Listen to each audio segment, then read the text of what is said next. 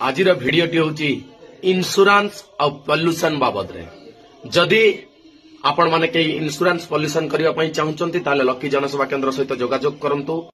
आगु को आसुची मार्च मास जदि आपण मानकर इन्शुरांस न थाए ताहले आपण माने असुविधार सम्मुखीन हेबे। तेणु करी दुई चकियाठू आरंभ करी दुनिया रे जेते बड़ गाड़ी चली सबुर इन्शुरांस और पॉल्यूशन लकी जनसेवा केंद्र रे करा जाए। तेणुक तुरंत जदि आपण माने कहीं इन्शुरांस करने चाहूँगी कि पॉल्यूशन करने चाहूँगी ताहले लकी जनसेवा केंद्र सहित जोगाजोग करंतु एवं इन्शुरांस पॉल्यूशन सुलभ मूल्य रे पांतु। आगु को आसुची मार्च मास बड़ असुविधार सम्मुखीन हेबे।